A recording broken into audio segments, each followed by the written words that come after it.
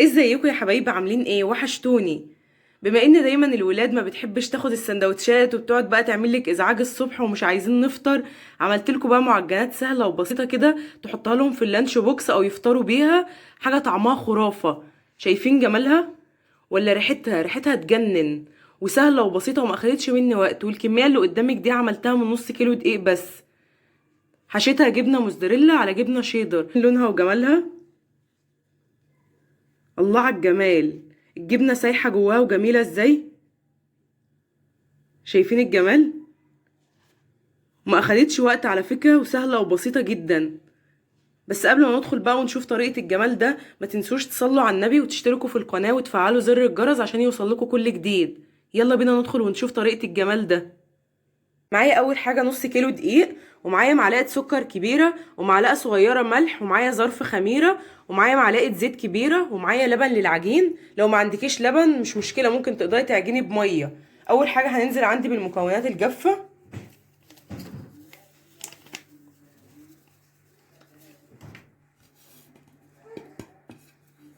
وهخلط بقى المكونات الجافة مع بعضها.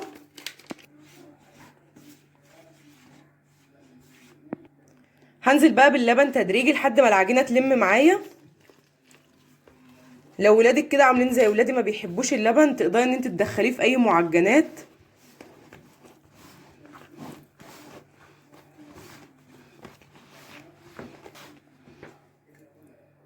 بنزل كده باللبن تدريجي لحد ما الاقي العجينة لمت في ايدي وبقى ملمسها ناعم.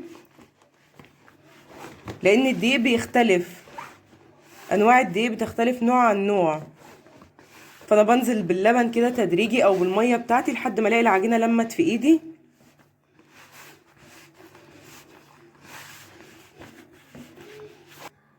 وده شكل العجينة بتاعتي بعد ما لميناها. هنزل عليها بقى بمعلقة الزيت الكبيرة، والم بقى العجينة.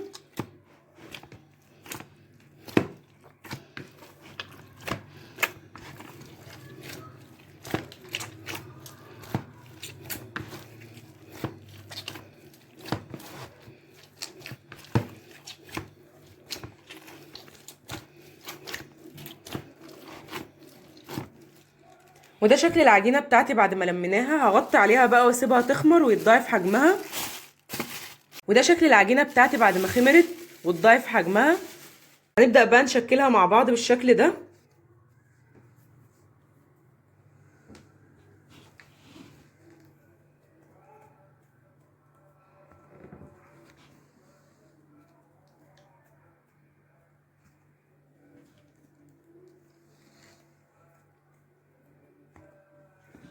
هكور العجينة كلها بنفس الطريقة. وده شكل العجينة بتاعتي بعد ما كورتها كلها. وعندي بقى للحشو عندي جبنة ميكس من موزاريلا على شيدر. هنبدأ بقى نشكل العجينة مع بعض. هنبدأ بقى نفردها بالشكل ده.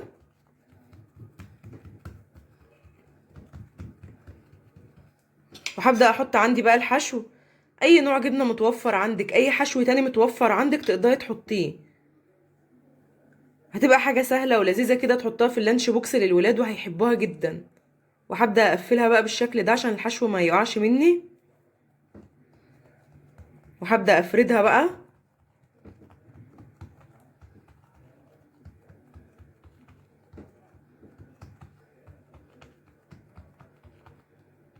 هجيب عندي بقى صينية وهنزل فيها بنقطة زيت.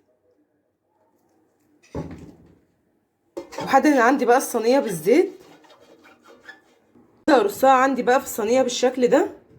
هنبدأ نشكل مع بعض واحدة كمان.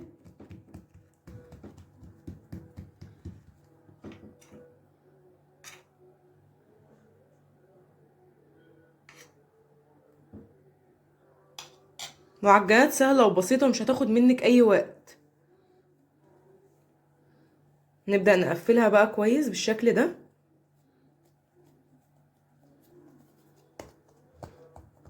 وهبدأ افردها.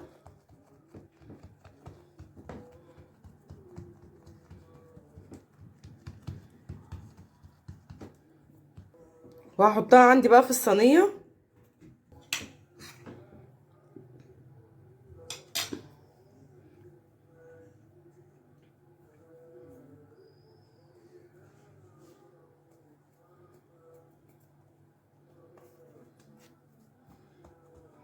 انا بفردها عندي فردة بسيطة بالشكل ده.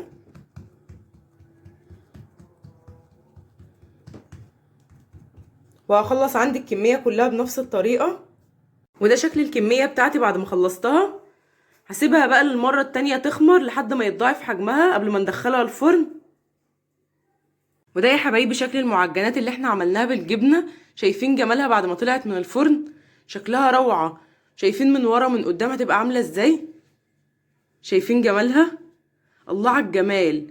حاجة كده تحفة وجميلة وهتعجب الولاد جدا وهتبقى حاجة سهلة وسريعة في اللانش بوكس.